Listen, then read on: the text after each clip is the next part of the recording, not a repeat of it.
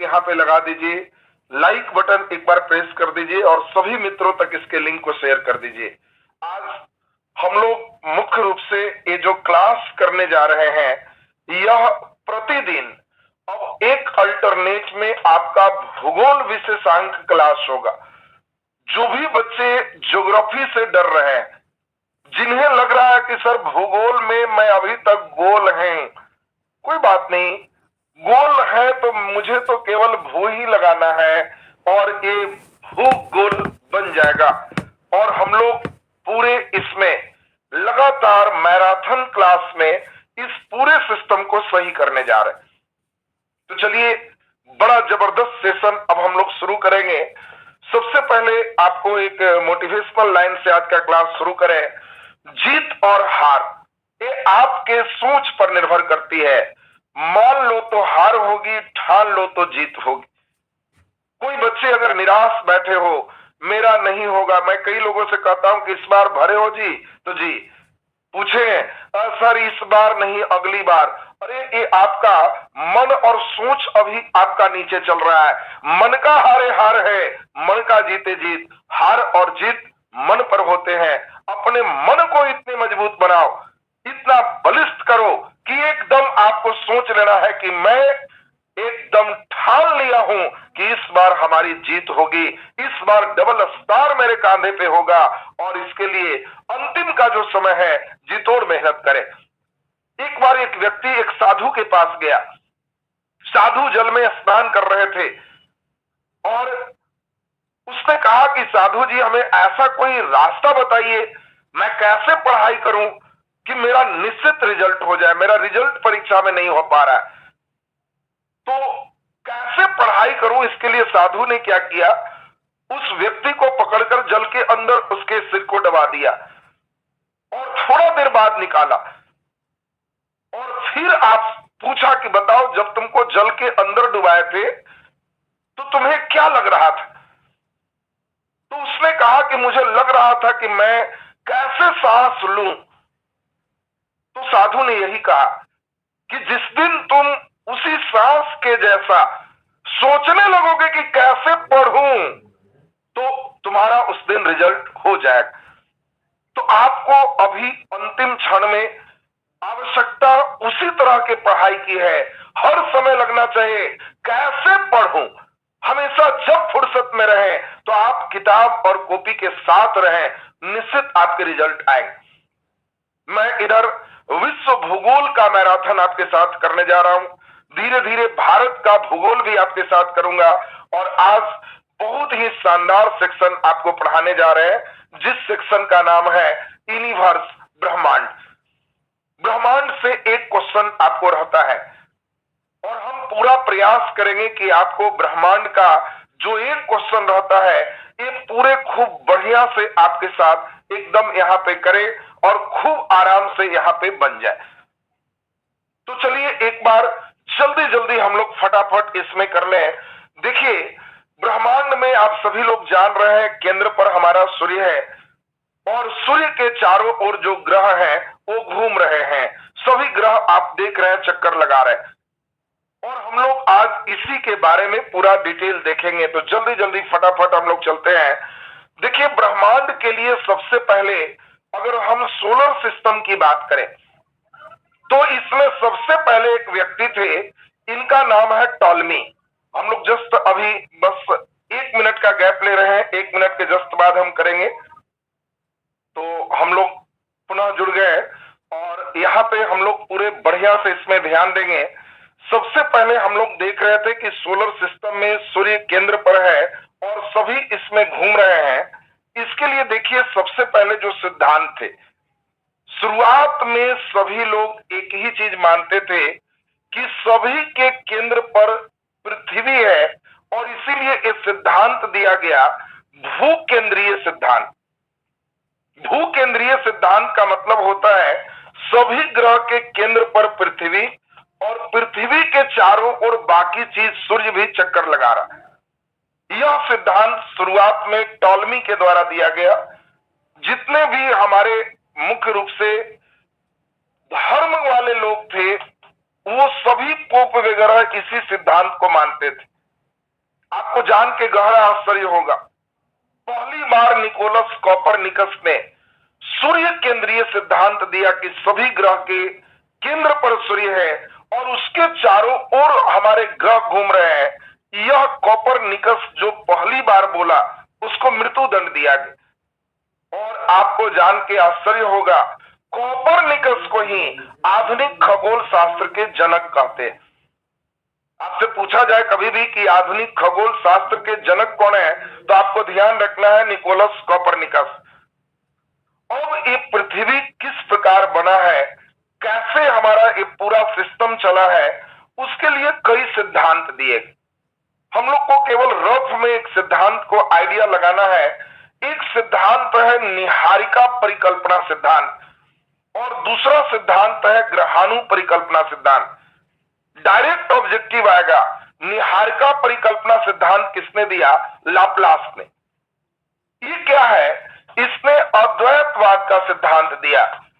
और ये जो ग्रहाणु परिकल्पना देख रहे हो, ये द्वैतवाद का सिद्धांत है। दोनों में देखो बेसिक अंतर है।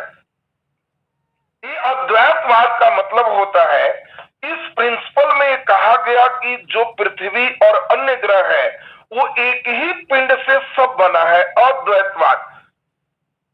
जबकि ग्रहाणु परिकल्पना में कहा गया कि नहीं, अलग अलग दो पिंडों से सूर्य और बाकी ग्रहों का निर्माण हुआ है। आपसे ऑब्जेक्टिव आएगा, ग्रहाणु परिकल्पना किसने दिया? चेम्बरलेन। आपसे क्वेश्चन आएगा, निहारिका परिकल्पना किसने दिया? लाप्लास। और सबसे इंपॉर्टेंट थ्योरी यह है बिग बैंग थ्योरी, महाविस्फोट सिद्धांत। बाद में कहा गया कि सभी पहले एक जगह ही केंद्रित थे और इसमें भयंकर विस्फोट हुआ। बिग बैंग का अर्थ ही होता है भयंकर विस्फोट, महाविस्फोट। और इस विस्फोट से हमारे पूरे सोलर सिस्टम बने हैं। आपसे क्वेश्चन आएगा, दो आते हैं यहां, बिग बैंग का अर्थ क्या है? तो आपको ध्यान रखना है कि बिग बैंग का अर्थ भयंकर विस्फोट होता है। दूसरा क्वेश्चन आएगा, बिग बैंग का सिद्धांत किसने दिया? तो जॉर्ज लेमेंटियर। जॉर्ज लेमेंटियर का नाम भी आपको ध्यान रहना है। आपको पूरे याद रखना है, निहारिका सिद्धांत लाप्लास, ग्रहाणु सिद्धांत चेम्बरलेन, महाविस्फोट सिद्धांत जॉर्ज लेमेंटियर। महाविस्फोट को इंग्लिश में क्या कहे? Big bang.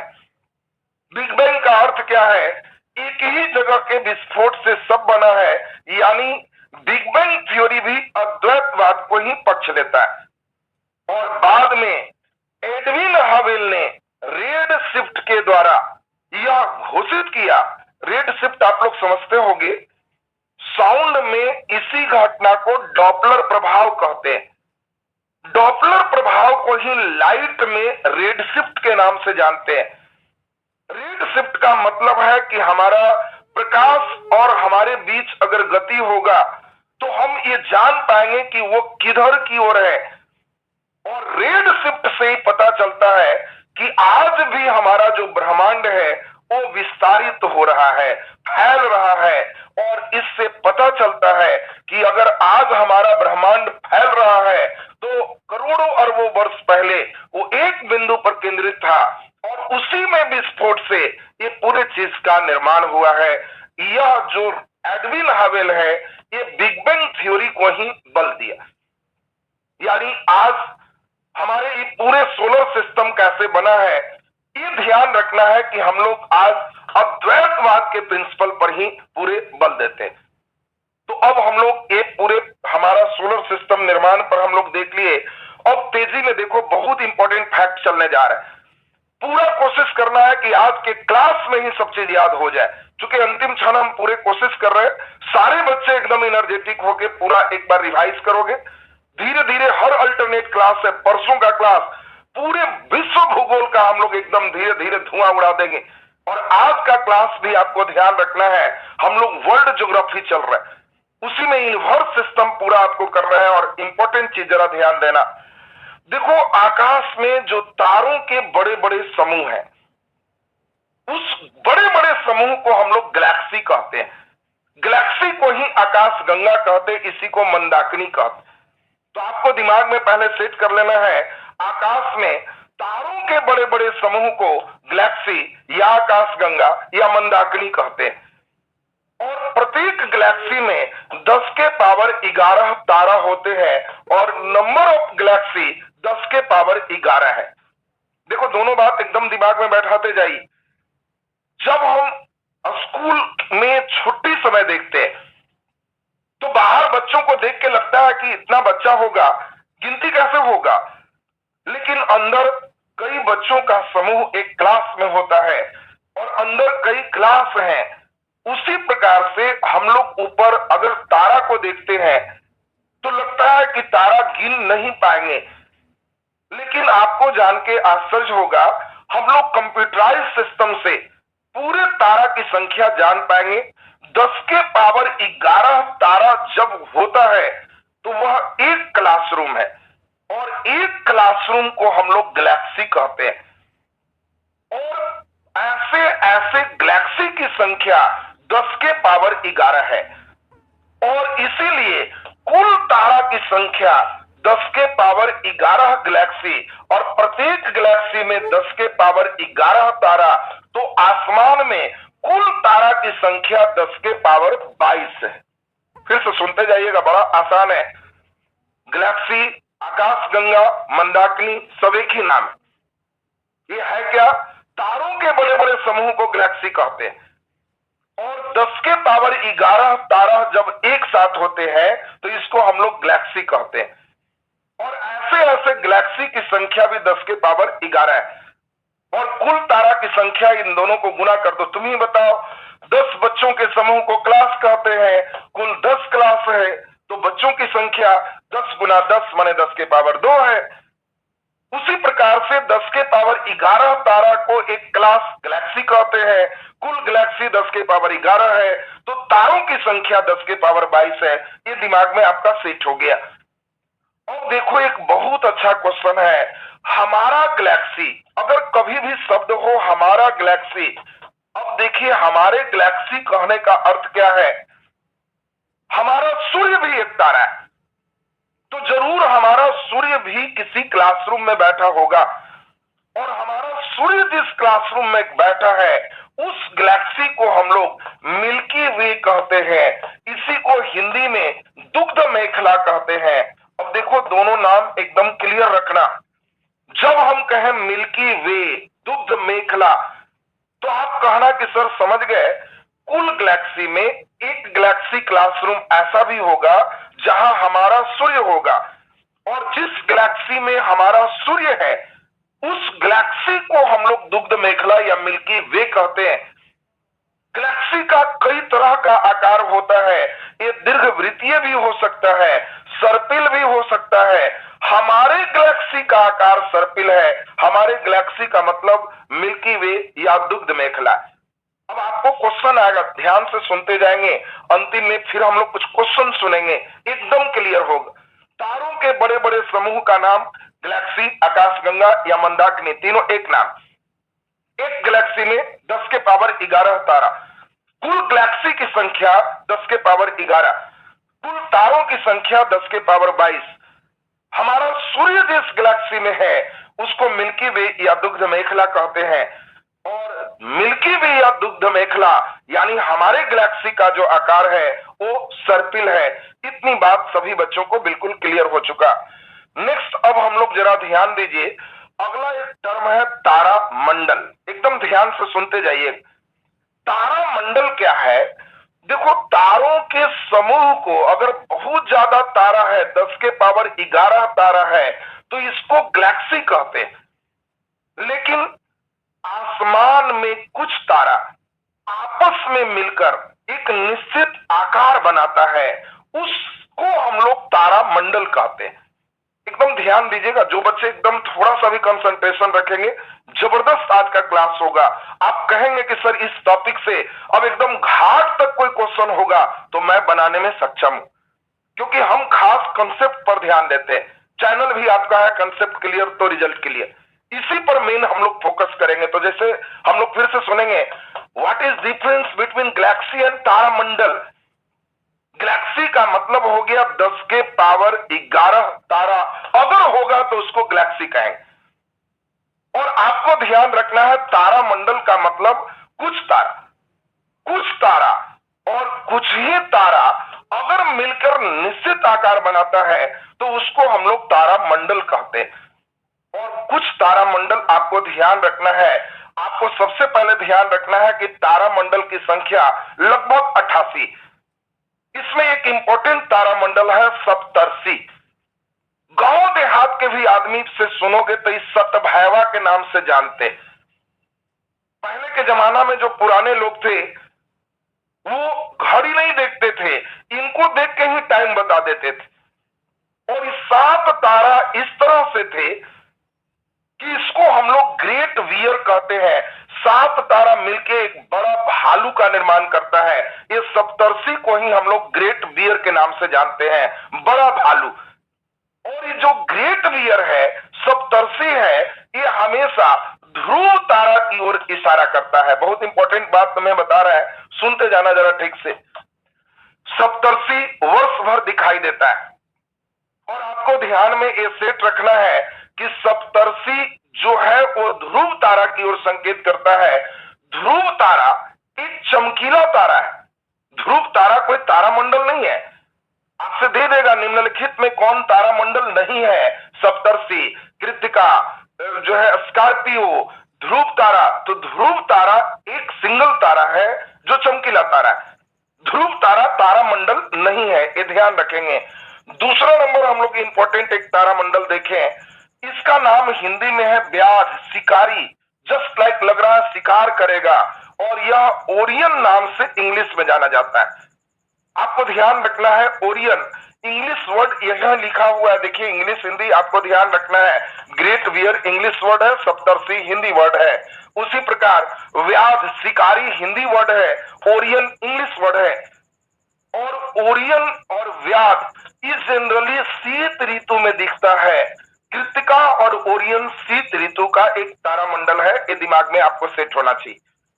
अब जरा हम लोग ध्यान दीजिए, अगला नंबर नेक्स्ट हम लोग चले। एक कृत्तिका, यह भी शीत ऋतु का एक तारामंडल है। और कृत्तिका ठंड के दिनों में आसमान में छोटे छोटे बहुत सारे जो तारा दिखते हैं ऊपर, उसी को कृत्तिका कहते, इंग्लिश में प्लियडीज कहते। एकदम सबको ध्यान हो जाएगा। ठंड के मौसम में कौन सा तारामंडल दिखता है तो कहना कि सर ठंड के मौसम में ओस गिरता है, ओस गिरता है, ओस गिरता है। ओरियन एंड सप्तर्षि, ये आपको ध्यान रखना है। ओरियन एंड सप्तर्षि और कृत्तिका ध्यान रखिए बस ओस का, ये ठंड के ऋतु में दिखने वाला तारामंडल। इसके बाद हम लोग देखें कृत्तिका के बाद, इसका नाम है वृश्चिक, जिसको इंग्लिश में स्कॉर्पियो कहते। आपको बस ध्यान रखना है ग्रीष्म काल में वृश्चिक, गर्मी के दिनों में बिच्छा बाहर निकलता है, ठंडा में बिच्छा बाहर नहीं निकलता। तो गर्मी के दिनों में बिच्छा बाहर निकलता है, ग्रीष्म ऋतु में वृश्चिक, ये बिच्छा जैसा आकृति है, इसी को इंग्लिश में स्कॉर्पियो कहते। नेक्स्ट अब अगला नंबर हम लोग देखते हैं, इसका नाम है हरक्यूलिस। पूछा जाएगा कि बताओ हरक्यूलिस एक क्या है, तो यह एक तारामंडल है। नेक्स्ट अगला नंबर हम लोग देखते हैं, बहुत अच्छा क्वेश्चन है, सबसे बड़ा तारामंडल कौन है। तो आपके दिमाग में बैठ जाए, सेंटोरस सबसे बड़ा तारामंडल है जिसमें 94 तारा है। एक और दूसरा सबसे बड़ा तारामंडल है हाइड्रा, जिसमें 68 तारा है। यानी सभी बच्चे को तारामंडल का नाम बिल्कुल एकदम दिमाग में सेट हो गया होगा। पहला हम लोग तारामंडल क्या देखे तो हम लोग देखे ओरियन या व्याध इसको कहते हैं, सप्तर्षि देखे, कृत्तिका देखे, वृश्चिक देखे। अब ये सभी जो नाम देख रहे हो परमानेंट दिमाग में बैठा लो कि ये सभी तारों का एक समूह है, यह एक तारामंडल है। ओरियन, सप्तर्षि, कृत्तिका, वृश्चिक, सेंटोरस, हाइड्रा। सबसे बड़ा तारामंडल कौन है तो आपको ध्यान रखना है सेंटोरस। इसके बाद ये देखो, ये कभी कभी चटनी क्वेश्चन है, अक्सर पूछ लिया करता है, बच्चे भी गलती नहीं करते। लंबी दूरी के मात्रक, ध्यान से सुनेंगे जरा बढ़िया से। एक मात्रक है जिसको खगोलीय मात्रक एस्ट्रोनॉमिकल यूनिट कहते हैं। व्हाट इज एस्ट्रोनॉमिकल यूनिट, आपको ध्यान रखना है सूर्य से पृथ्वी की जो दूरी है, सूर्य से पृथ्वी की जो दूरी है, इसी दूरी को खगोलीय मात्रक के नाम से जानते हैं। सूर्य से पृथ्वी की दूरी को खगोलीय मात्रक के नाम से जानते हैं और एक खगोलीय मात्रक बराबर 1.48 गुने 10 के पावर 8 किलोमीटर होता है। बिल्कुल दिमाग में एकदम बैठा लेगा, एक खगोलीय मात्रक बराबर 1.48 गुने 10 के पावर 8 किलोमीटर। यही 8 को ऊपर कर दोगे और पूछे कभी भी खगोलीय मात्रक क्या है तो कहना सूर्य से पृथ्वी की दूरी है। दूसरा, एक प्रकाश वर्ष, इसको लाइट ईयर कहते हैं।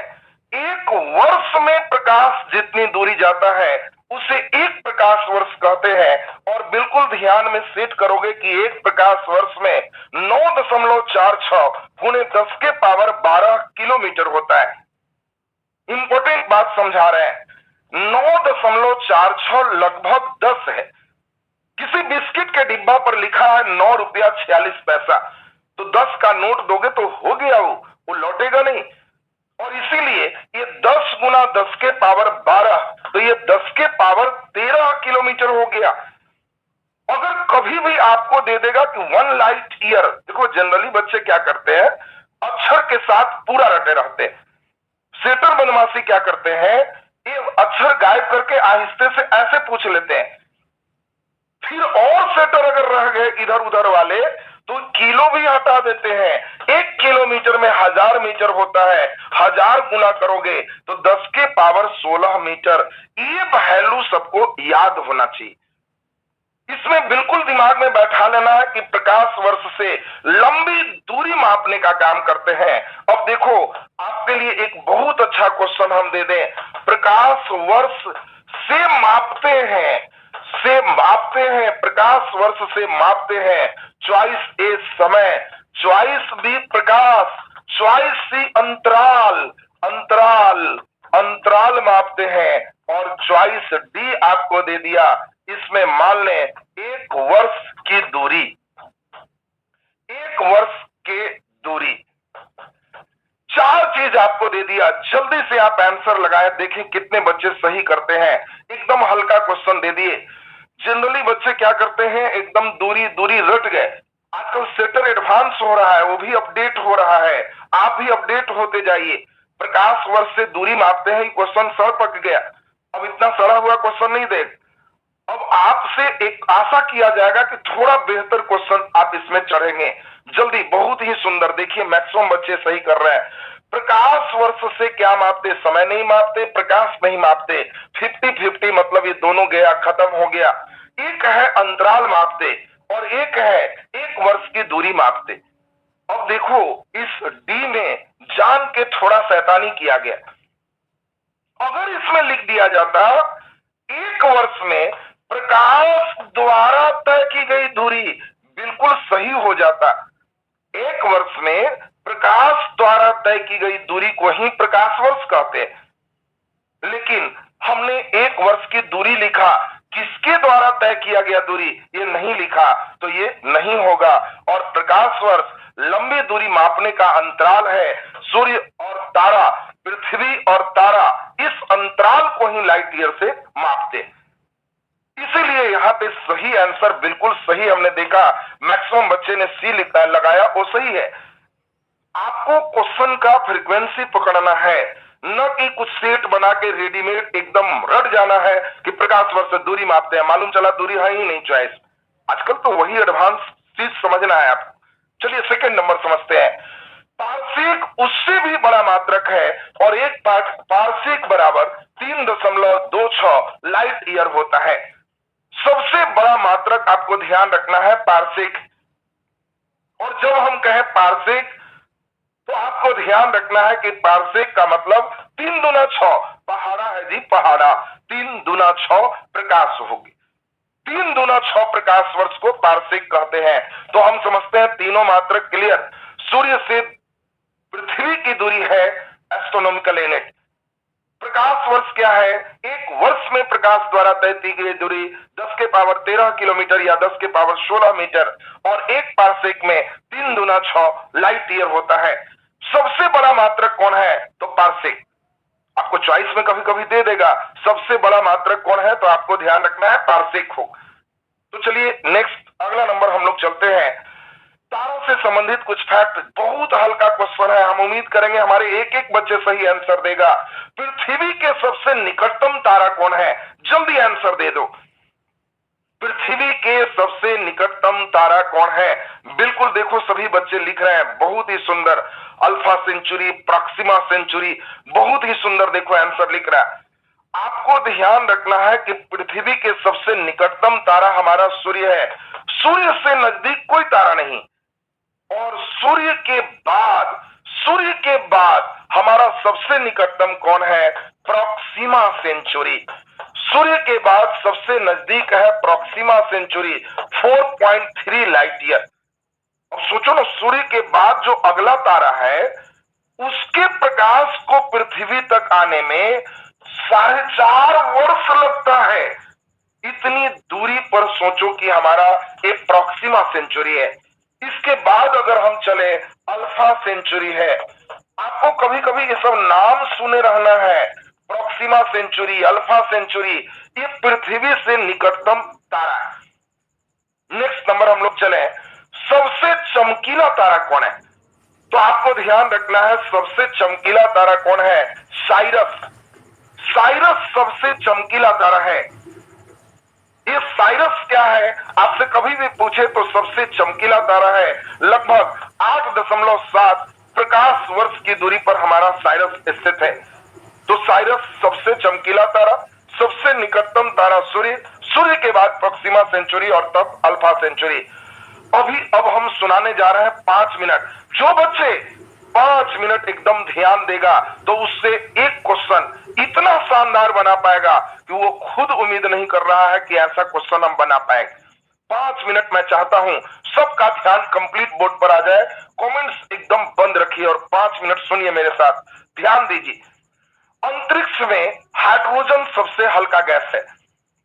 जब हाइड्रोजन गैस बहुत कम टेम्परेचर पर होता है और वो आपस में अगर सिकुड़ करके जुटने लगता है तो उसको स्टेलर नेबुला कहते हैं।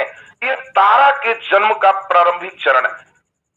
धीरे धीरे जब तारा का कवच बन जाता है तो अंदर ही अंदर हाइड्रोजन हाइड्रोजन में घर्षण होता है और इस घर्षण से अंदर का टेम्परेचर बढ़ना शुरू होता है। और जब टेम्परेचर काफी ज्यादा होता है तो हाइड्रोजन हाइड्रोजन मिलकर के हीलियम के नाभिक बनाते हैं। इसमें काफी ऊष्मा और प्रकाश निकलते हैं। इस क्रिया को ही हम लोग नाभिकीय संलयन कहते हैं। और जब नाभिकीय संलयन शुरू हो जाता है तो यह तारा दिखने लगता है।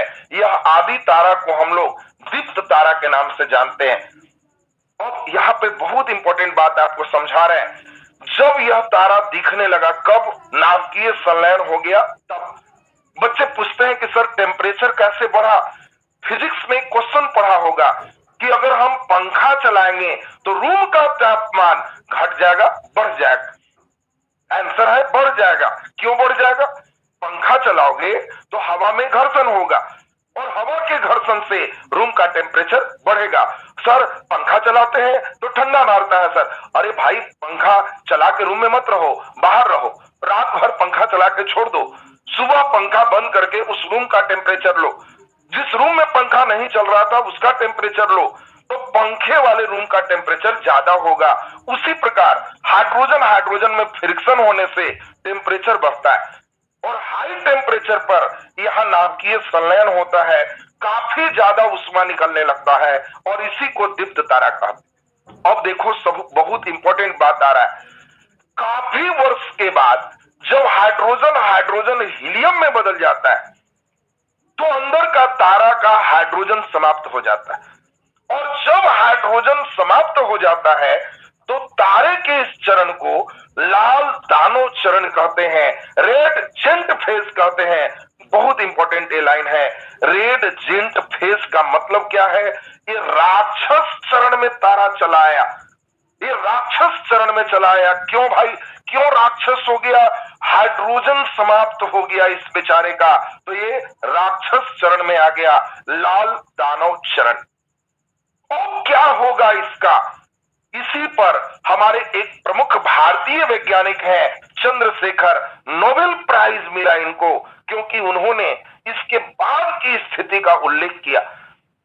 चंद्रशेखर ने बताया कि अब इस तारे का क्या होगा यदि हाइड्रोजन समाप्त हो गया है, तो डिपेंड करेगा तारा कैसा है। अगर तारा भारी होगा तो इसका अंत एक ब्लास्ट, विस्फोट के साथ होगा, और अगर तारा हल्का होगा तो उसमें विस्फोट नहीं होगा, इसके लेयर, कवच तेजी से आगे की ओर बढ़ेंगे। ये तो बड़ा जबरदस्त बात हो गया भाई। और इसके लिए चंद्रशेखर ने एक लिमिट दिया कि मास ऑफ सन में सूर्य के द्रव्यमान का अगर 1.44 टाइम्स से ज्यादा भारी है, यानी सूर्य के द्रव्यमान का 1.5 गुना अगर तारा है, तो इसका अंत ब्लास्ट होके होगा, विस्फोट होके होगा। और जिस तारा का विस्फोट होता है उस विस्फोटी तारा को सुपरनोवा कहते हैं। सुनते जाइएगा, आपको हर टर्म एक क्वेश्चन है जो अंतिम में हम पूछेंगे, जबरदस्त आप आंसर दे पाओगे, लेकिन इसके लिए कंसेप्ट समझे रहोगे तब। जो तारा का द्रव्यमान सूर्य के द्रव्यमान के 1.5 गुना से ज्यादा हो, वह तारा में जब हाइड्रोजन समाप्त हो जाएगा तो वह तारा ब्लास्ट कर जाएगा, और उस ब्लास्ट होने वाले तारे को हम लोग सुपरनोवा कहते हैं। सुपरनोवा के विस्फोट के बाद अंतरिक्ष कई दिनों तक प्रकाशित होते हैं। चूंकि हम लोग का तारा बहुत दूरी दूरी पर है, इसी कारण से वो प्रकाश हम लोग नहीं देख पाते, वहां कई दिन सुपरनोवा ब्लास्टिंग होते रहता है। जब ये सुपरनोवा विस्फोट करेगा तो तारा के सभी नाभिक अंतरिक्ष में बिखर जाएंगे। क्यों? विस्फोट होगी। और यहाँ पे बहुत इंपॉर्टेंट बात समझाने जा रहे हैं। अब जब यह ठंडा होगा तो धीरे धीरे इसमें एक आकर्षण बल लगेगा। और देखो, पृथ्वी पर जो तुम पढ़े हो कि नाभिक में प्रोटॉन और न्यूट्रॉन होते हैं और चारों ओर इलेक्ट्रॉन चक्कर लगाते हैं, ये बात आप पढ़े होगे। और मजेदार बात सुनो, इतना ज्यादा फोर्स लगता है कि इलेक्ट्रॉन को भी नाभिक में खींच लेता है। देखो, ऐसे केमिस्ट्री में कभी टीचर ने नहीं पाया होगा कि इलेक्ट्रॉन नाभिक में चला है, पृथ्वी पर नहीं होगा। ये अंतरिक्ष में ऐसा फोर्स यहां काम करता है कि इलेक्ट्रॉन को भी नाभिक में खींच लेता है, न्यूक्लियस में खींच लेता है। और इंपॉर्टेंट बात, इलेक्ट्रॉन पर माइनस, प्रोटॉन पर प्लस, माइनस प्लस खत्म हो। और सबसे महत्वपूर्ण बात, माइनस भी गया, प्लस भी गया, अब इलेक्ट्रॉन प्रोटॉन खत्म, तो केवल बचा न्यूट्रॉन। ऐसे तारा को ही हम लोग न्यूट्रॉन तारा के नाम से जानते हैं। देखो, नाम सुनते जाना बढ़िया से। जब हम बोलेंगे न्यूट्रॉन तारा तो कहना कि सर एकदम समझ गए, सुपरनोवा के ब्लास्टिंग के बाद इलेक्ट्रॉन भी नाभिक में चला आता है और तब जो तारा बनता है वो न्यूट्रॉन तारा। और न्यूट्रॉन तारा का क्या होगा, ये डिपेंड करता है कि इसका द्रव्यमान कैसा है। अगर हल्का न्यूट्रॉन तारा है तो वही अंतरिक्ष में रेडियो तरंग छोड़ते रहता है, और उस न्यूट्रॉन तारा को ही हम लोग पल्सार कहते हैं। देखो, बहुत अच्छा क्वेश्चन है, पल्सार क्या है। अब कई बच्चे बड़ा परेशान होते हैं कि व्हाट इज पल्सार। नाम ही नहीं सुनोगे जीवन चक्र, तुमसे होगा ही नहीं। हल्के न्यूट्रॉन तारा पल्सार कहलाता है। वहीं पे आपको ध्यान रखना है, रेडियो तरंग छोड़ते रहता है। जो न्यूट्रॉन तारा बहुत भारी होता है उसमें लगातार खिंचाव जारी होता है। इतना खिंचाव होता है कि यह काफी डेंस पिंड बन जाता है, बहुत सघन पिंड बन जाता है। ये काफी गर्म है, लेकिन इससे लाइट बाहर नहीं निकलता। इसी को हम लोग ब्लैक होल के नाम से जानते हैं, इसी को हम लोग कृष्ण छिद्र के नाम से जानते हैं। देखो, अब आप बिल्कुल धीरे धीरे बहुत बढ़िया स्टेप समझ रहे हो। What is black hole. देखो, अंतरिक्ष में कई ऐसे ब्लैक होल हैं जो बाहर से नहीं दिखाई देंगे। ये ब्लैक होल इतने घना पिंड है, तुम साधारण नहीं समझो। इलेक्ट्रॉन नाभिक में खींच रहा है, इतना फोर्स लग रहा है। उसमें भी न्यूट्रॉन तारा में और जब खिंचाव होगा तब ब्लैक होल बनता है। ब्लैक होल अगर कलम के बराबर भी ब्लैक होल तोड़ के लाया जाए तो ये 10,000 किलो से ज्यादा भारी होगा। रामायण में तुम सुना कि धनुष उठाना था, किसी से उठ ही नहीं रहा है। मतलब वो काफी डेंस पिंड है। इसी तरह के पिंड का अगर चीज बनाओगे उठेगा ही नहीं, देखने में छोटा लगेगा। अब यही ब्लैक होल की सही व्याख्या करने के लिए चंद्रशेखर को, ये जो वैज्ञानिक भारतीय है, नोबेल प्राइज दिया गया कि वेरी गुड, अब समझे ब्लैक होल कैसे हमारे स्पेस में बनता है। लेकिन यह कहानी थी किसका, जब ये सूर्य के द्रव्यमान से 1.5 गुना से ज्यादा भारी होगा। अगर इसका द्रव्यमान अगर सूर्य के द्रव्यमान से कम होगा तो आपको ध्यान रखना है कि ब्लास्ट नहीं करेगा, इसका लेयर आगे की ओर फैलेगा। और जब तक इसमें हीलियम होगा उसको हम लोग श्वेत वामन तारा के नाम से जानते हैं। और जब हीलियम भी उच्च अनुभार में बदल जाएगा तो इसको कृष्ण वामन तारा के नाम से जानते हैं। और इस प्रकार तारा का अपना जीवन समाप्त हो जाता है। और हम लोग के लिए एक इंपॉर्टेंट क्वेश्चन छूट जाता है, कभी तारा श्वेत हो गया, कभी तारा लाल हो गया, कभी तारा कृष्ण हो गया, ये कई तरह के तारा का कलर हो रहा है। और हमारा सूर्य की बात करें, एक बहुत अच्छा क्वेश्चन कर लेते हैं, तारा का रंग सूचक होता है। बहुत अच्छा क्वेश्चन है, आपने कहानी सुना है तो आंसर भी देंगे। ध्यान दीजिए, अब आपसे क्वेश्चन दे रहा है, तारा का रंग सूचक होता है। अब यहां से क्वेश्चन आपको दे रहा है चॉइस ए, तारा का रंग सूचक होता है। चॉइस ए में आपको दे रहा है दूरी का, चॉइस बी में दे रहा है आकार का, चॉइस सी में आपको दे रहा है ताप का, चॉइस डी में आपको दे रहा है इसमें आकृति का। अब जल्दी आपको बताना है तारा का रंग किसका सूचक होता है। तो बिल्कुल सभी बच्चे समझ गए होंगे, तारा में जो कलर है वो टेम्परेचर के कारण है। कितना टेम्परेचर है उसके अनुसार से श्वेत वामन तारा है, कृष्ण वामन तारा है, ब्लैक होल है, लाल दानव चरण है। और सही आंसर बिल्कुल आपने बताया ताप का। अब देखिए, बहुत ही शानदार आपने आंसर दिया। अब यहां से तारा के जीवन चक्र से जब हम एमसीक्यू लगाएंगे, अब आप एकदम सही आंसर दोगे कि जबरदस्त हमने बताया। अरे इतना बढ़िया समझाया यार, फिर भी लाइक बटन देख रहे हैं कम है। जो बच्चे बढ़िया से समझ गया एक बार जल्दी से लाइक बटन दीजिए। उस थर्मामीटर को हम देखते हैं तो मुझे काफी आनंद आता है कि जो भी लोग जुड़े हैं मन से और दिल से मेरे साथ जुड़े हैं, और ऐसे दिल से जुड़ने वाले लोग के लिए बहुत मजा आता है पढ़ाने में। तो एक बार लाइक बटन सबका हो गया, और तब अब इसके बाद बहुत जबरदस्त हम लोग फिर सिस्टम चलने जा रहे हैं। तो चलिए, जबरदस्त थ्योरी, तारा का जीवन चक्र आपका बिल्कुल क्लियर हो चुका है। अब यहां से सेकेंड स्टेप पे हम चल रहे हैं। बहुत ही बढ़िया, आपका वो लाइक बटन हमें एनर्जी प्रदान करता है।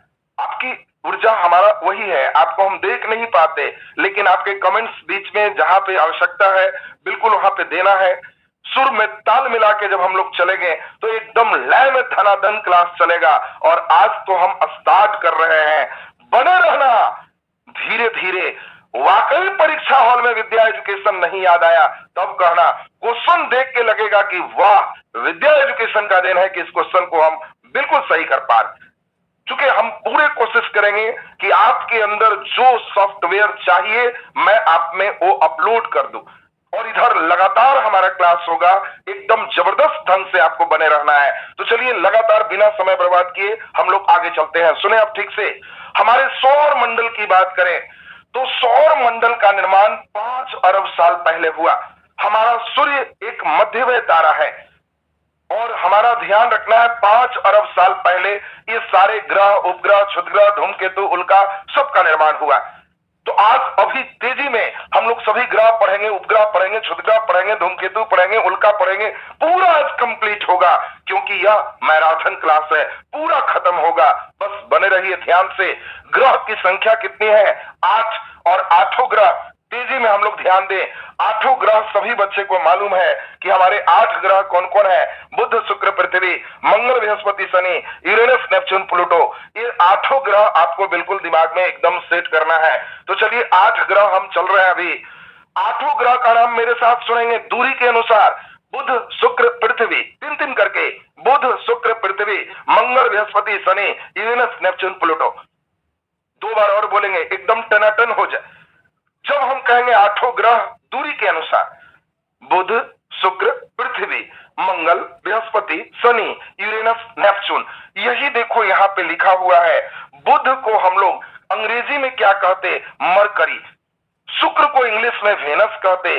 पृथ्वी अर्थ है, मंगल मार्स है, बृहस्पति जुपिटर है, शनि सैटर्न है, अरुण यूरेनस है और नेपच्यून वरुण है। प्लूटो ग्रह के परिभाषा से हट गया। अब आपके लिए तेजी में क्वेश्चन, सूर्य के सबसे नजदीक ग्रह कौन है? बुध। सूर्य के सबसे दूर ग्रह कौन है? तो हो गया नेपच्यून। नेपच्यून का मतलब हिंदी में वरुण। अब देखो यहां से कई क्वेश्चन उठते हैं जिसका आपको तेजी में आंसर देना होता है। देखो यहाँ पे अभी जो हम करने जा रहे हैं, तेजी में सुनो। बृहस्पति आकार में सबसे बड़ा है और बृहस्पति की त्रिज्या लगभग 69,911 किलोमीटर है, जबकि पृथ्वी की त्रिज्या 6400 किलोमीटर है। पृथ्वी से काफी बड़ा बृहस्पति। सबसे छोटा ग्रह कौन है? बुध। आपसे कभी भी पूछा जाए सबसे छोटा कौन है? बुध। सबसे बड़ा कौन है? बृहस्पति।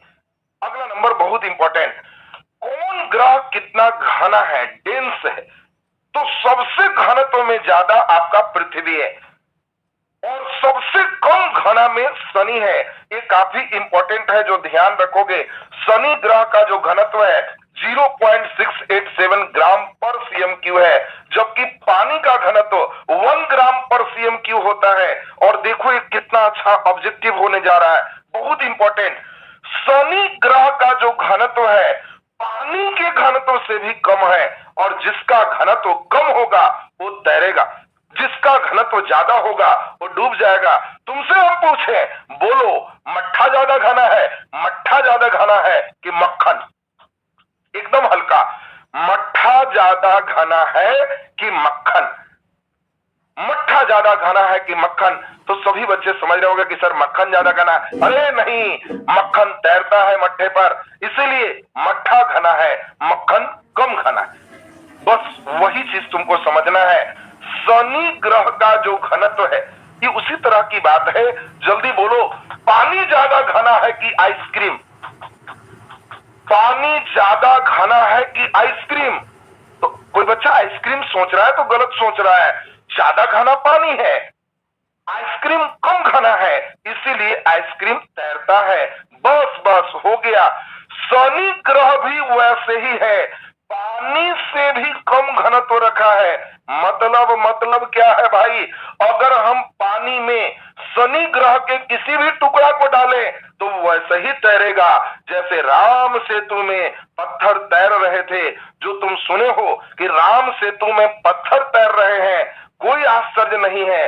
शनि ग्रह के कोई पत्थर ले आओ, पानी में तैरेगा, क्योंकि शनि का घनत्व पानी से भी कम है। आपके लिए एक अच्छा क्वेश्चन है, किस ग्रह के टुकड़े को पानी में डालने से तैरेगा?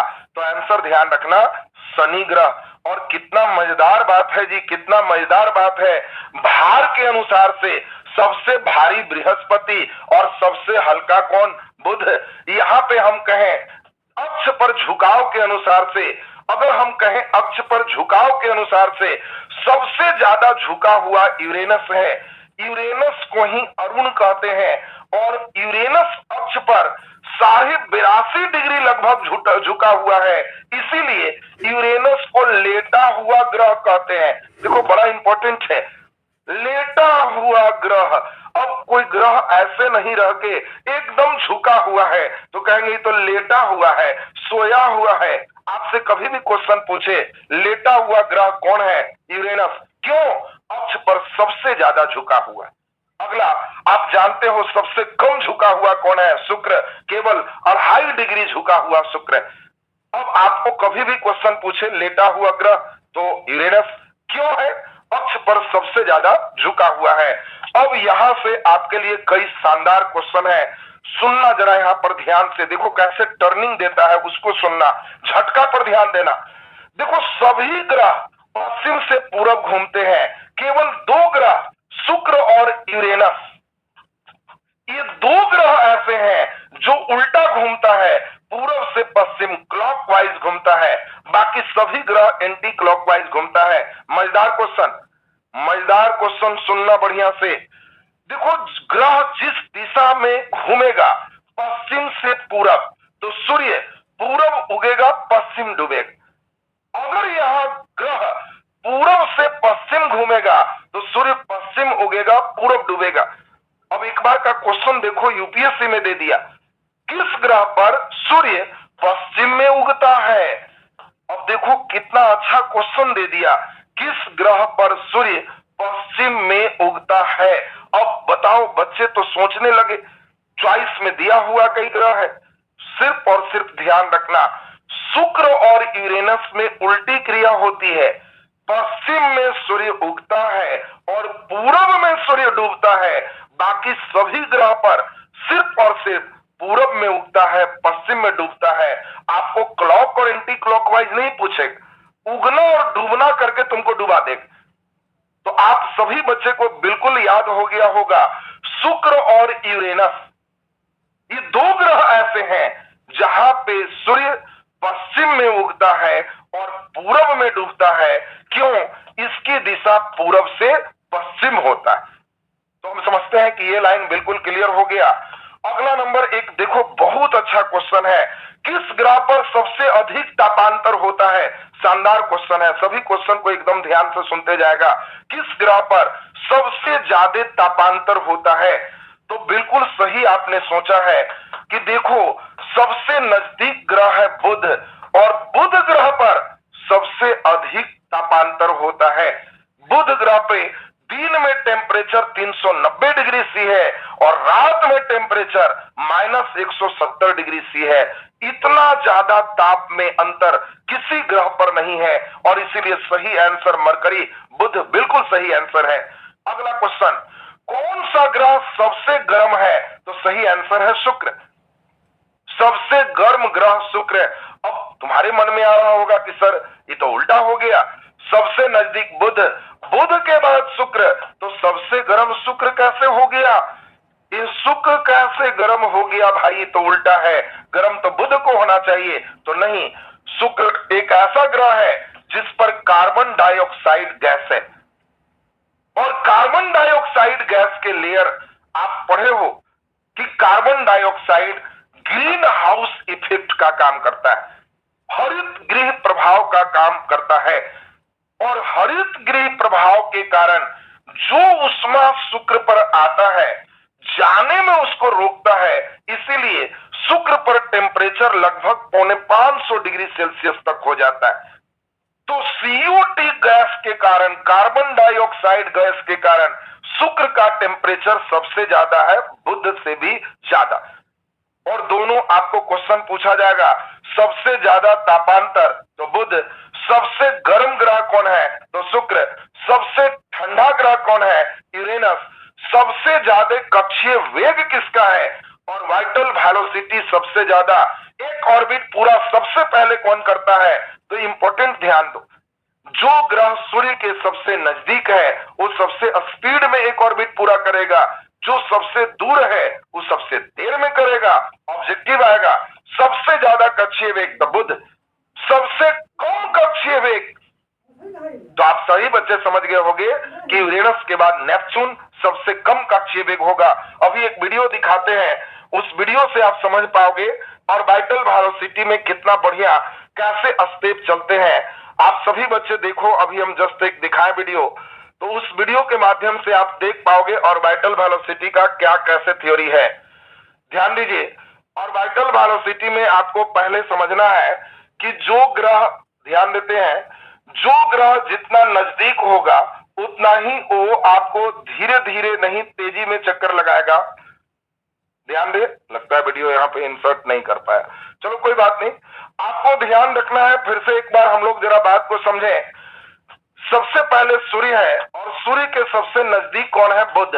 बुध एक चक्कर तुरंत लगाएगा, और सबसे अंतिम में कौन है? नेपच्यून, और नेपच्यून को एक चक्कर लगाने में सबसे ज्यादा समय लगेगा।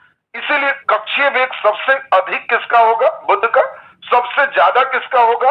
नेपच्यून का। नेक्स्ट अगला नंबर देखो, बहुत इंपॉर्टेंट है, सूर्य की परिक्रमा करने में सबसे कम समय किसको लगता है? हो गया आंसर, सबसे कम समय किसको लगेगा? जो सूर्य के सबसे नजदीक होगा। आंसर बुध, केवल 88 दिन में एक चक्कर लगा लेता है। बुध 88 दिन में एक चक्कर लगा लेता है। पृथ्वी के सबसे निकटतम ग्रह कौन है? अच्छा क्वेश्चन। देखो आंसर सोच के देना। यहां पे जान के सूर्य हटा दिया और पृथ्वी लगा दिया, तो आपको ध्यान रखना है कि पृथ्वी के सबसे नजदीक कौन है। तो देखो सूर्य सबसे नजदीक बुध, बुध के बाद शुक्र, शुक्र के बाद पृथ्वी और पृथ्वी के बाद मंगल। पृथ्वी के सबसे नजदीक ग्रह कौन है? तो शुक्र है। और शुक्र को इसीलिए पृथ्वी के बहन भी कहते हैं। ये बहुत अच्छा क्वेश्चन है और आपको फिर ध्यान देना है, चूंकि ये पृथ्वी के नजदीक है तो यह शाम के समय देखे होगे तुम चांद के नीचे, और सुबह में भी चांद के नीचे दिखेगा। और इसीलिए शुक्र को हम लोग मॉर्निंग और इवनिंग स्टार कहते हैं। पूछा जाएगा भोर और सांझ का तारा किसको कहते हैं, तो ध्यान रखना है शुक्र को। देखिए कई क्वेश्चन यहां से आपका क्लियर हो गया। पृथ्वी के सबसे नजदीक शुक्र, पृथ्वी के बहन शुक्र, भोर और शाम का तारा किसको कहते? शुक्र। और शुक्र ग्रह पर सबसे इंपॉर्टेंट है SO2 का बादल, वहां सल्फ्यूरिक एसिड का बादल H2SO4 का सोचो निर्माण है। ये इंपॉर्टेंट है। आपसे कहेगा किस ग्रह पर सल्फ्यूरिक एसिड के बादल हैं, किस ग्रह पर SO2 गैस है, तो ये आपका है शुक्र पर। शुक्र पर वायुमंडल होने के कारण ये सबसे गर्म ग्रह। तो देखिए बहुत ही बढ़िया यहाँ पर आपके लिए स्टेप था। अगला स्टेप जल्दी से बताओ। पृथ्वी का अपने अक्ष से झुकाव सभी बच्चे जानते हो 23.5 डिग्री। 23.5 डिग्री पृथ्वी अपने अक्ष से झुकी हुई है। होना चाहिए नॉर्थ यहाँ, एक्चुअल में नॉर्थ यहाँ है और 23.5 डिग्री पृथ्वी अपने अक्ष से झुकी हुई है। एक चक्कर लगाने में पृथ्वी को कितना समय लगता है? तो देखो चक्कर भी दो तरह का होता है। एक चक्कर को हम लोग कहते हैं सूर्य के चारों ओर चक्कर लगाना, इसको परिक्रमण काल कहते हैं, इसको वार्षिक गति कहते हैं।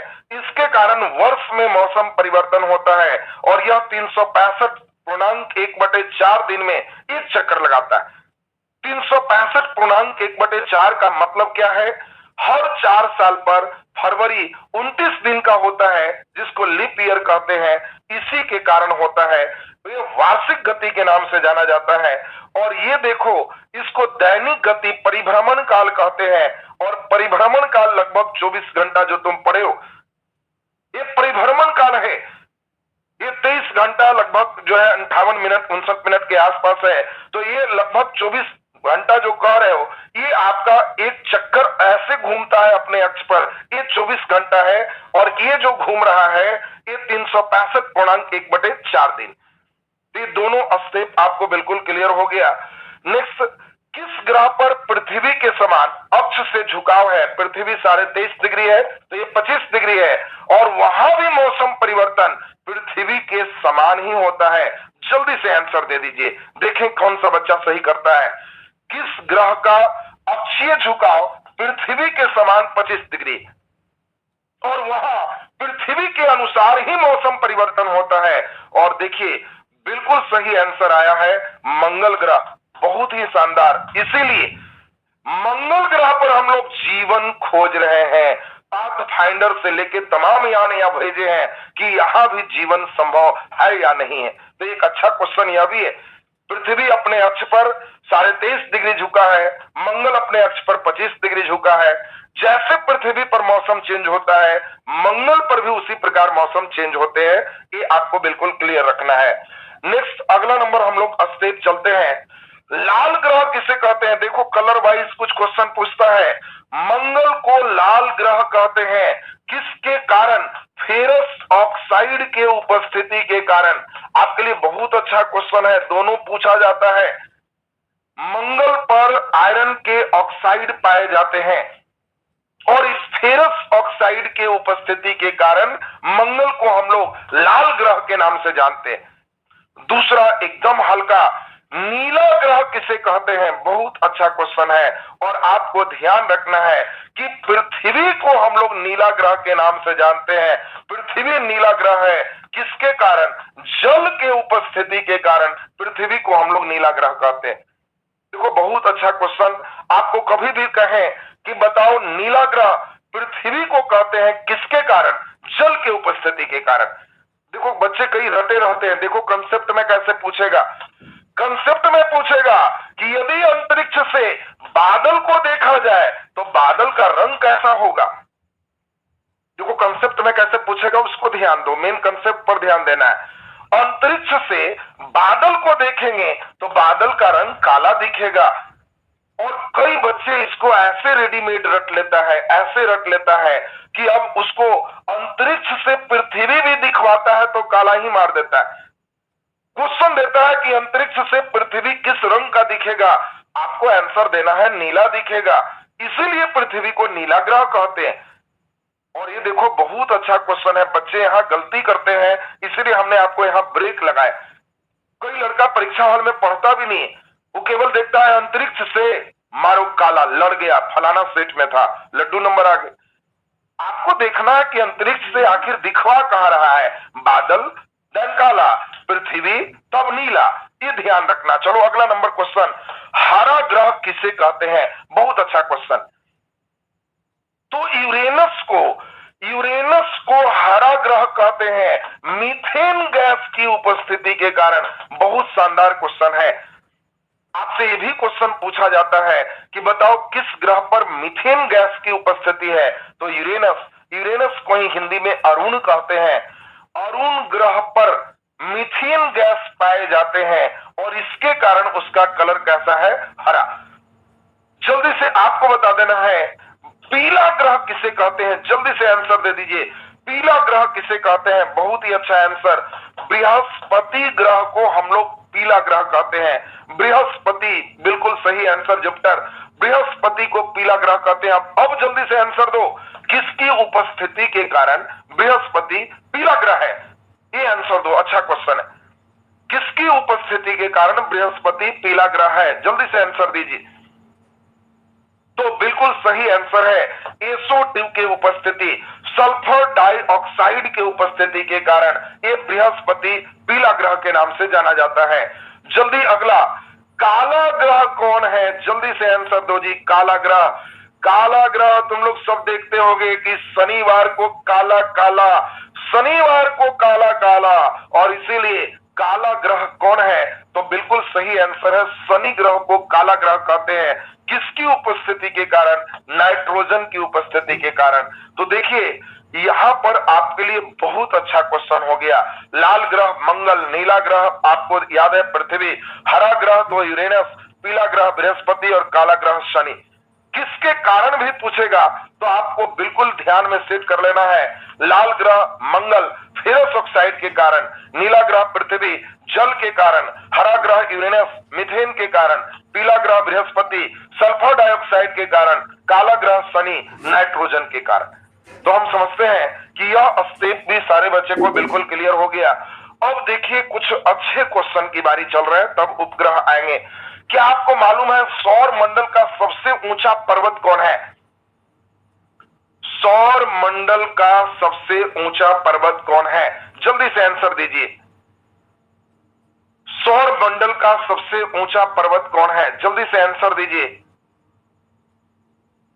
वेरी गुड, देखिए सौर मंडल में अब आपको दे देगा माउंट एवरेस्ट और कई भी चॉइस दिए रहेंगे। तो आपको ध्यान रखना है सौर मंडल का सबसे ऊंचा पर्वत निक्स ओलंपिया है। निक्स ओलंपिया सौर मंडल का सबसे ऊंचा पर्वत है। ये निक्स ओलंपिया आपको बिल्कुल दिमाग में सेट रखना है। सौर मंडल का सबसे ऊंचा पर्वत कौन है, निक्स ओलंपिया। अब आपको बताना है कि निक्स ओलंपिया कहां पे किस ग्रह का पर्वत है, निक्स ओलंपिया किस ग्रह का पर्वत है, जल्दी से आंसर दीजिए। वेरी गुड, बहुत ही सुंदर, निक्स ओलंपिया मंगल ग्रह का पर्वत है और ये माउंट एवरेस्ट से भी 3 गुना ज्यादा हाइट का है। तो देखो एक अच्छा क्वेश्चन आपसे पूछा जाए, सौर मंडल का सबसे ऊंचा पर्वत कौन है, तो आंसर निक्स ओलंपिया। ये निक्स ओलंपिया कहां का है, तो आपको आंसर ध्यान रखना है मंगल ग्रह का। जल्दी से नेक्स्ट, सबसे ज्यादा पलायन वेग किस ग्रह पर है। पलायन वेग का मतलब आप जानते हो, पलायन का मतलब होता है, देखो एक अच्छा क्वेश्चन कंसेप्ट है यहां, जब आपको कहे पलायन वेग तो आपको ध्यान रखना है कि जिस वेग को प्राप्त करने के बाद वो लौट के नहीं आए उसको पलायन वेग कहते हैं। अगर पलायन वेग कम होगा तो उस पर गैस की उपस्थिति नहीं होगी। पृथ्वी के सतह पर पलायन वेग का मान 11.2 किलोमीटर पर सेकेंड है। आपको ध्यान रखना है, जब हम कहें पृथ्वी तो ध्यान रखना कि सर पलायन वेग 11.2 है। याद कैसे रखो? 9 2 11 होना, भाग जाना, और तुमको याद रखना है 1 1 2 होना, धरती छोड़ देना। जब हम कहें 1 1 2 होना, कहना धरती छोड़ दो ना, ये पृथ्वी पर पलायन वेग। पलायन वेग का मान फॉर्मूला होता है V बराबर √2gm/r। जिसका मास ज्यादा होगा पलायन वेग ज्यादा होगा, और इसीलिए सबसे ज्यादा पलायन वेग किस ग्रह पर है? बृहस्पति। बिल्कुल सही आंसर है। लगभग 59 किलोमीटर पर सेकेंड बृहस्पति पर इतना ज्यादा स्पीड होगा तो बृहस्पति ग्रह को छोड़ेगा। इसीलिए आपको बिल्कुल दिमाग में ये सेट करना है कि सबसे ज्यादा पलायन वेग किस पर है? पृथ्वी, बृहस्पति पर। पृथ्वी पर पलायन वेग 11.2 किलोमीटर पर सेकेंड। पलायन वेग ज्यादा रहने का फायदा क्या है? जिस ग्रह पर पलायन वेग ज्यादा है वहां गैस की उपस्थिति होगी, जहां पलायन वेग कम है वहां गैस नहीं रहेगा। ये दोनों बात ध्यान में सेट रखना है। चलिए अगला नंबर हम लोग देखें जरा। नेक्स्ट ध्यान दो, उपग्रह क्या है? जो पिंड ग्रह के चारों ओर चक्कर लगाता है वह उपग्रह। ठेठ में इसको चंद्रमा कहते हैं। अब जरा ध्यान से सुनोगे, पृथ्वी का एक ही उपग्रह है जिसको चांद कहते हो। ऐसा कौन सा उपग्रह है जिसका कोई उपग्रह नहीं है? बुध और शुक्र। बहुत अच्छा क्वेश्चन है। आपसे क्वेश्चन पूछा जाएगा, शुक्र के उपग्रह की संख्या है 1 2 3 0, आंसर 0। आपको ध्यान रखना है कि बुध और शुक्र का कोई उपग्रह नहीं है। ये पहली बात एकदम दिमाग में सबका सेट हो गया। पृथ्वी का सिर्फ एक उपग्रह चांद है। अगला एक बहुत अच्छा क्वेश्चन, सबसे ज्यादा उपग्रह किस ग्रह का है? बहुत अच्छा क्वेश्चन। देखो आपको बता दें, सबसे ज्यादा उपग्रह बृहस्पति का ही पहले था। अगर आप पुराने किताब पढ़ोगे तो बृहस्पति का लगभग 79-80 के पास इसके सैटेलाइट हैं। यानी बृहस्पति पर 80 चांद हैं। लेकिन अचानक 2019 में एक रिसर्च हुआ और 19 में एक ही बार में शनि ग्रह के 20 चांद खोज दिए गए और उसको वैलिड किया गया। और इसीलिए 2019 के बाद डाटा अचानक चेंज हो गई और शनि का एक ही बार में पहले सिर्फ 62 था, 20 नया खोज हो जाने के बाद लगभग 82 चांद इसका हो गया। और इसीलिए अब आपके एक क्वेश्चन का आंसर चेंज हो गया। कब से? तो जनरली 2020 से ही चेंज हुआ। 20 के पहले सभी बच्चे बृहस्पति बिल्कुल सही आंसर होते थे। अब आपको ध्यान रखना है कि 19 में शनि के 20 चांद खोज हो जाने के बाद अब सही आंसर हम लोग का शनि होगा। और इसीलिए आपको पूछा जाए सबसे ज्यादा उपग्रह किसका है, तो आंसर शनि, सेकेंड बृहस्पति होगा। अब नेक्स्ट हम लोग देखें, सबसे बड़ा उपग्रह कौन है? आपको बताना है सबसे बड़ा चांद का नाम क्या है। सबसे बड़ा चांद का नाम, सबसे बड़ा उपग्रह, जल्दी से आंसर दीजिए। सबसे बड़ा, बिल्कुल एक बच्चे सही आंसर दिए, गिनीमेड। गिनीमेड सबसे बड़ा उपग्रह है, सबसे बड़ा चांद है। और गिनीमेड किसका उपग्रह है? तो बृहस्पति का। बृहस्पति का आपको ध्यान रखना है, गिनीमेड चांद है और यह सबसे बड़ा चांद है। किस उपग्रह के पास वायुमंडल है? किस उपग्रह के पास? देखो कई बच्चे तो ग्रह पढ़ के आ जाए। किस उपग्रह के पास वायुमंडल है? ग्रह नहीं कह रहे हैं, उपग्रह के पास। तो ध्यान रखना, टाइटन उपग्रह के पास वायुमंडल है और टाइटन शनि का उपग्रह है। ये भी एक इंपॉर्टेंट सेक्शन आपको ध्यान रखना है। फिर से तेजी से एक बार ध्यान दे दीजिए, अच्छा सेक्शन है। किस ग्रह का कोई उपग्रह नहीं है? बुध और शुक्र, ये दोनों का कोई उपग्रह नहीं है। सबसे ज्यादा उपग्रह शनि का है। पृथ्वी के उपग्रह सिर्फ एक है। सबसे बड़ा उपग्रह गिनीमेड बृहस्पति का है। किस उपग्रह के पास वायुमंडल है? तो टाइटन, ये शनि का है और इसके पास केवल वायुमंडल है। अब देखो कुछ लेवल हाई किया जाए। ये सब अब अच्छे परीक्षा के लिए क्वेश्चन है। ये सब जो बच्चे सही करोगे वाकई उसने ध्यान दिया। ये सब चांद का नाम है, उपग्रह का नाम है, और आपको बताना है कि यह किस ग्रह का है। जल्दी बोलो, टिटेनिया। टिटेनिया उपग्रह किस ग्रह का उपग्रह है? जल्दी से आंसर दे दीजिए। टिटेनिया किस ग्रह का है? जल्दी से आंसर कर दीजिए एकदम फटाफट। टिटेनिया, आपको बिल्कुल ध्यान रखना है, बहुत ही सही आंसर है यूरेनस, अरुण का। अब देखो यहां पे बच्चे बहुत गड़बड़ करते हैं टिटेनिया और टाइटन में। कई बच्चे को हम देखते हैं लक्षण क्या है, परीक्षा में पूछा टिटेनिया तो वहां कहेगा प्रिंटिंग मिस्टेक है, प्रिंटिंग मिस्टेक की टाइटन हो, वहीं अपने से सुधारने लग जाता है। तो आपको ध्यान रखना है कि टिटेनिया यूरेनस का उपग्रह है, टाइटन अगर देगा तो ये शनि का उपग्रह है। ये दोनों पहले एकदम सेम जैसा नाम है, दिमाग में एकदम बैठा लेगा, टाइटन, शनि, टिटेनिया, यूरेनस। जब कहेंगे टिटेनिया तो यूरेनस, टाइटन तो शनि। बहुत सुंदर। गीनीमेड अभी जस्ट हम लोग पढ़े हैं, गीनीमेड अभी जस्ट पढ़े कि यह बृहस्पति का उपग्रह है। आपको जस्ट अभी हमने पढ़ाया कि गीनीमेड सबसे बड़ा सैटेलाइट है, सॉरी इसमें उपग्रह है, और गीनीमेड बृहस्पति का उपग्रह है। बिल्कुल सही। जल्दी बताओ, एरियल, एरियल किसका उपग्रह है? तो एरियल भी यूरेनस का उपग्रह है, एरियल भी यूरेनस, अरुण का उपग्रह है। एक अच्छा क्वेश्चन यह है, एटलस किस ग्रह के उपग्रह का नाम है? जल्दी से आंसर दे दीजिए। एटलस, अच्छा प्रश्न है। तो एटलस भी वही शनि ग्रह के उपग्रह का नाम है। आपको कभी भी कहें कि शनि तो टाइटन, एटलस दोनों दिमाग में भी बैठा लीजिए। एटलस किसका उपग्रह है? तो शनि का। एक बार लास्ट, टिटेनिया यूरेनस, टाइटन शनि, गीनीमेड बृहस्पति, एरियल यूरेनस और एटलस शनि। इसके बाद हम लोग और आगे चले। देखो ये दोनों बहुत इंपॉर्टेंट है, फेबोस और डिमोस। बहुत अच्छा क्वेश्चन। आपसे पूछा जाएगा कि बताओ फेबोस और डिमोस, ये दोनों फेबोस और डिमोस किसका उपग्रह है? जल्दी से आंसर दीजिए। फेबोस और डिमोस सभी बच्चे को याद होगा, मंगल का बहुत दुलरुआ ये दोनों उपग्रह है, और इसीलिए दोनों मंगल ध्यान रखना। जब हम कहें फेबोस डिमोस तो आप कहना सर समझ गए, फेबोस और डिमोस दोनों मंगल का उपग्रह है। जल्दी बोलो, टेथिस, तो यह भी शनि का उपग्रह है। कैलिस्टो, देखिए कितने बच्चे कैलिस्टो का आंसर दे पाते हो। कैलिस्टो किस ग्रह का उपग्रह है? तो कैलिस्टो बृहस्पति ग्रह का उपग्रह है। और लास्ट, मिरांडा, जल्दी बताइए मिरांडा, तो मिरांडा भी यूरेनस का उपग्रह है। अब ये देखो कई बार क्या होता है परीक्षा में, आपको ये नाम दे के पूछेगा किस ग्रह का उपग्रह है, तो आपको ये लाइन बिल्कुल क्लियर होना चाहिए। तो चलिए एक नजर हम लोग इसको भी देख लिए।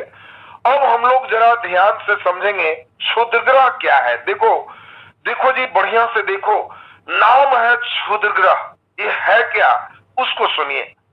हमने अभी बताया कि सबसे नजदीक है सूर्य, सूर्य के बाद है बुध, ये सूर्य मेन हो गया बुध, बुध के बाद है शुक्र, शुक्र के बाद है अब बुध शुक्र पृथ्वी, पृथ्वी के बाद मंगल, मंगल के बाद बृहस्पति, बृहस्पति के बाद शनि, तब यूरेनस नेपच्यून प्लूटो। और सुनो ध्यान से, बहुत इंपॉर्टेंट बात बता रहे, आज भी मंगल और बृहस्पति के बीच बहुत छोटे छोटे कई पिंड हैं जो बहुत तेजी से चक्कर लगा रहे, वो किसी कारण से आपस में जुड़ नहीं पाए।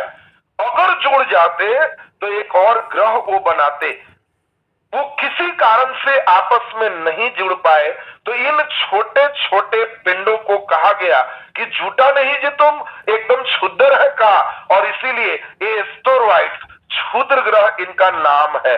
जब हम कहेंगे क्षुद्र ग्रह, सुन लो एकदम परमानेंट बुढ़ारी तक याद, जब हम बोले क्षुद्र ग्रह, कहना ये क्षुद्र है, झूठा नहीं।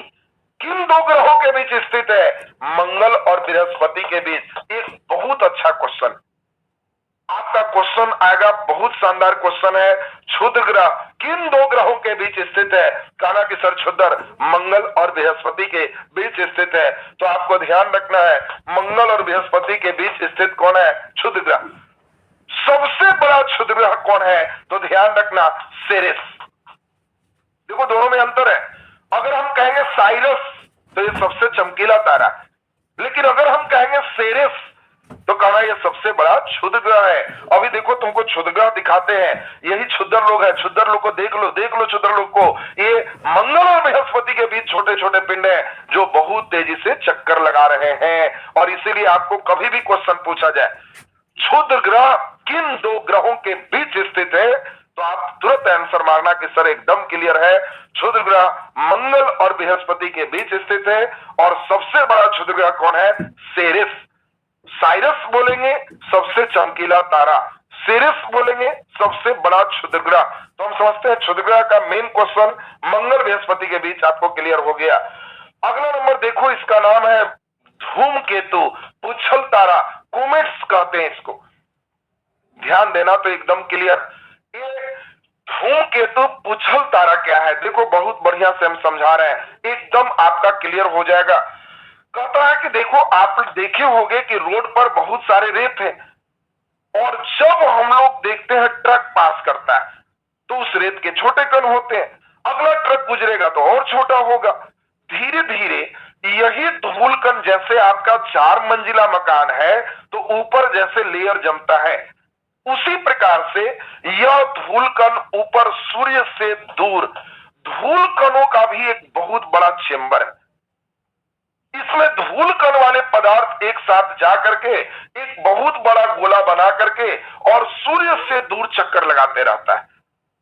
अगर कभी भी एक गलती से सूर्य के नजदीक पहुंच जाए तो सूर्य में इतनी ऊष्मा है कि यह धूल कणों को पिघला करके वाष्प बना देता है, और इसके कारण इसका शीर्ष और पूंछ का निर्माण हो जाता है, और इसीलिए इसको पुच्छल तारा कहते हैं। देखो बहुत अच्छा क्वेश्चन है जी, आपको कहा जाएगा कि बताओ पुच्छल तारा, तो आप कहोगे कि सर एकदम समझ गए, यह धूल कणों से युक्त एक ठोस नाभिकीय पदार्थ है जो सूर्य से दूर चक्कर लगाता है, और अगर कभी ये सूर्य के नजदीक पहुंचता है तो सूर्य से ऊष्मा पाकर इसके शीर्ष और पूंछ का निर्माण होता है। अब इंपॉर्टेंट क्वेश्चन, पुच्छल तारा का पूंछ सूर्य के पास होता है कि सूर्य से दूर होता है? सभी बच्चे समझ गए होंगे कि सर गर्मी से जब ये वाष्प बना तो सूर्य तरफ नहीं बन के सूर्य से दूर बनता है, और इसीलिए पुच्छल तारा का पूंछ ये सूर्य से दूर होता है।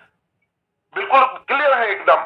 ये देखो जो शीर्ष है ये 10,000 से 20,000 किलोमीटर तक होता है, और इसका पूंछ लाखों किलोमीटर में फैला होता है। एक इंपॉर्टेंट बात और आपको समझा दें, एक वैज्ञानिक है हेली, और हेली नामक वैज्ञानिक का कहना है कि प्रत्येक 76 वर्षों के बाद कहीं ना कहीं पुच्छल तारा दिखेगा। और हेली ने कहा कि पिछला पुच्छल तारा 1986 में दिखा था। अब देख लेना है कि इसमें कई बच्चे तो देख ही पाओगे, तुम लोग तो सब देख लोगे। पिछला पुच्छल तारा 1986 में दिखा था, तो अगला पुच्छल तारा 76 इसमें जोड़ दोगे तो अगला पुच्छल तारा 2062 में दिखेगा।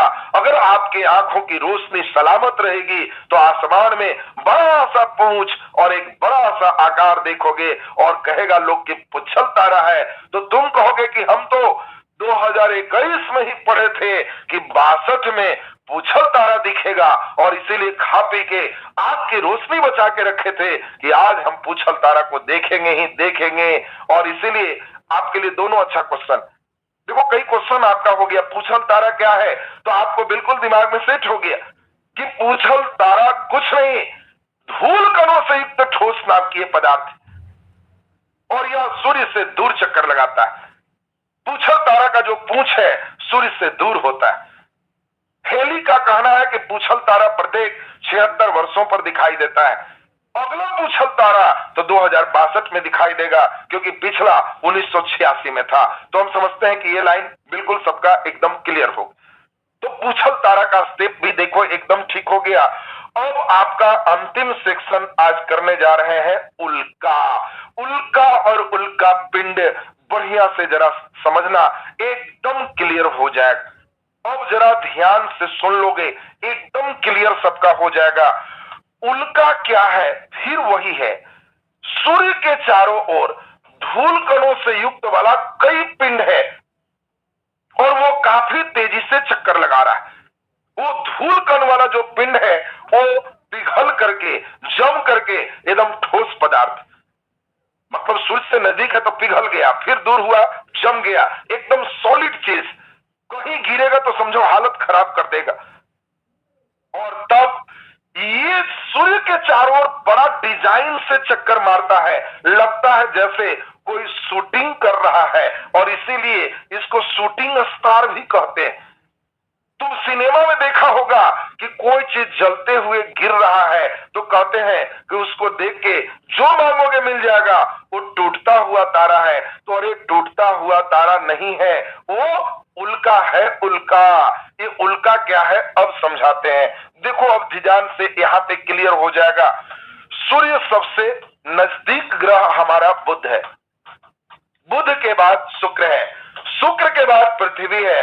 अब देखो है क्या, इन लोग का अपना अपना आकर्षण क्षेत्र है और उल्का काफी तेजी से चक्कर लगा रहा है, और कभी कभी गलती से पृथ्वी के आकर्षण में, कभी शुक्र के आकर्षण में, कभी बुध के आकर्षण में, हमेशा चलाता है।